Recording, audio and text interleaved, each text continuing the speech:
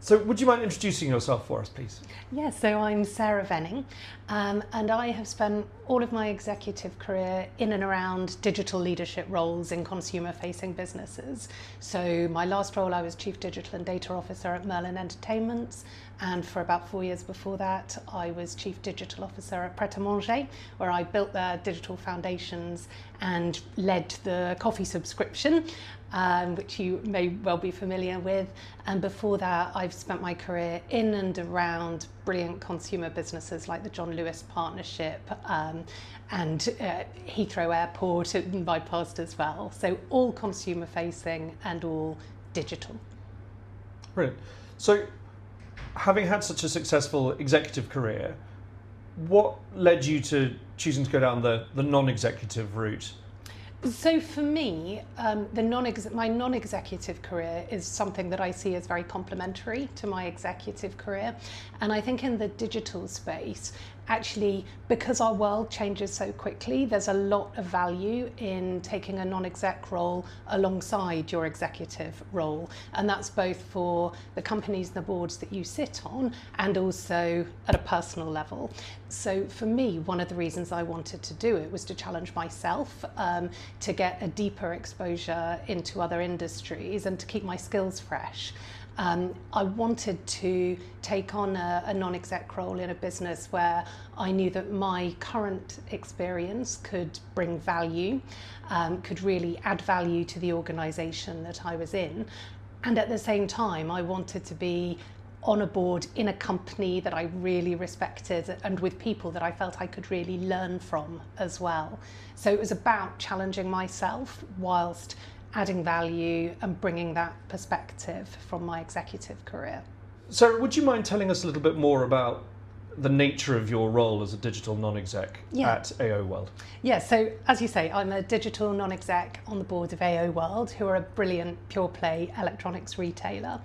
And the nature of a digital NED on AO's board is potentially slightly different from potentially a more traditional organisation in that there's already a high degree of digital literacy on the board. I'm not the only person in the room who understands technology.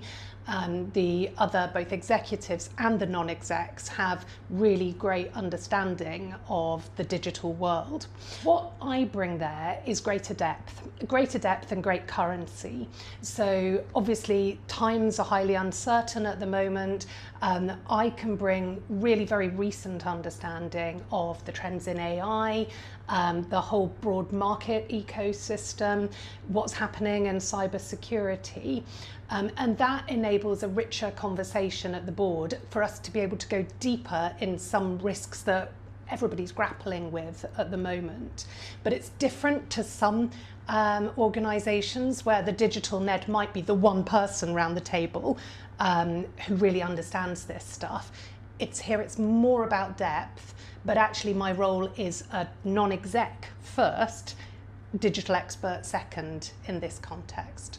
What are the secrets to adapting your influencing style when making that move from being an executive to being a non-exec around those discussions at the board table? Yeah. I'm not sure that there's any one secret, because I think it probably depends on the board and the company that you're working with, and it depends on you as an individual as well. I think from my perspective, what I found the real difference is that it doesn't help to just go in with bold assertions. Really rich board conversations are high challenge and they're also high trust. And we tend to have richer conversations when the non-execs are asking probing questions to understand why management, the executive team, are putting forward various strategies, because that opens up a richer conversation that if I just sort of, went in with my big boots and said, don't like this about your plans, or why on earth have you done that? That can lead to a much more confrontational conversation, which doesn't necessarily help the executives make better strategies and the board make better decisions. So I think for me, it's about shifting from feeling the need always to have to go in with a very, very strong opinion, and to be asserting myself, to taking a more questioning approach, a more open approach, a more probing approach. What I felt has been helpful to me in kind of building those relationships over time and doing that has been not just doing the work at the board meetings when we're there in person around the table, but also investing time in the relationships outside of the board meetings. So, for example, if a paper is coming that's related to tech strategy or AI, or something that I'd have a depth of experience about, rather than just coming up with my list of questions and then at the board meeting, which I don't think would go down very well, I'll probably call up the exec who's been responsible for it, and I'll just say, talk me through what is your thinking about this area? Have you thought about that area? And then that will mean that when the paper actually comes, I can be supportive, which is always helpful, but also we can, the areas that I might be a little bit more uncomfortable with, we can have a richer, deeper, and actually more challenging discussion on those. So it is quite different to one's role as an exec. You aren't personally responsible for delivering the outcomes, but you are responsible collectively for making sure that really great decisions are taken. You mentioned earlier on that AO World has a very digitally literate board already.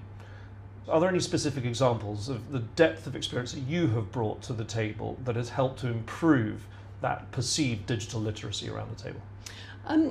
Yes, and I think I would say it's mostly about really helping the board and helping the executive team make really great decisions and build even stronger strategies around digital.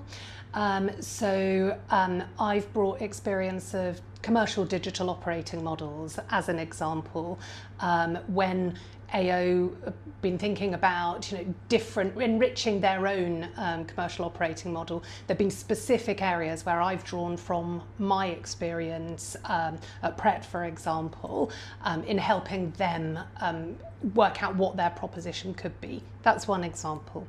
Another, unsurprisingly, as with every board, or if any board isn't doing it, they should be shot. We spend a lot of time talking about cybersecurity, and that's an area where I really believe in cross-industry collaboration when you're in a non-competitive situation, and that's an area where I've spent time, kind of shaping the conversation and discussing that with both the executives at AO and the other board members.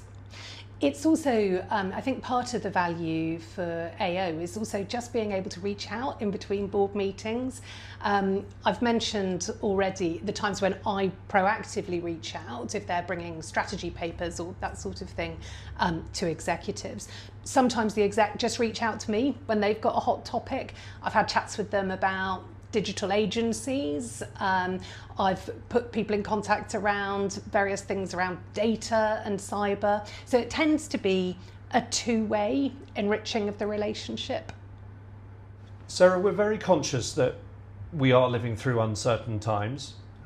Boards out there having to confront many issues, that may be economic uncertainty, it may be cyber threats that have been affecting a lot of consumer focused and retail businesses, highly publicised of late.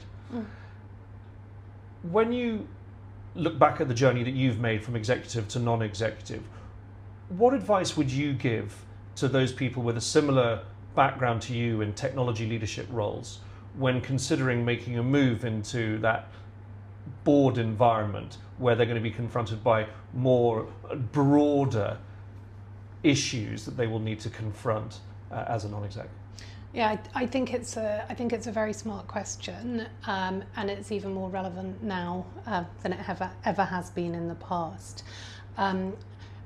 Boards are really grappling with a highly uncertain world, and part of that is exhilaratingly exciting.